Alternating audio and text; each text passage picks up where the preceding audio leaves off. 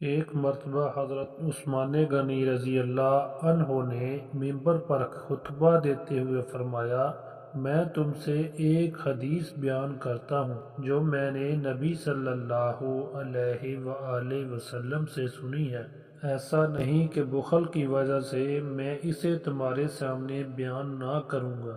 میں نے جناب رسول صلی اللہ علیہ وآلہ وسلم کو یہ فرماتے ہوئے سنا ہے کہ اللہ کے راستے میں ایک رات کی پہرے داری کرنا 1000 راتوں کے قیام لیل اور صیام نہار سے بڑھ کر افضل ہے۔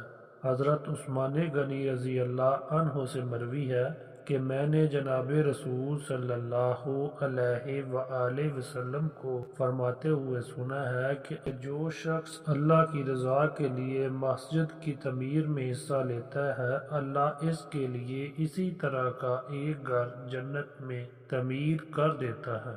سبحان اللہ۔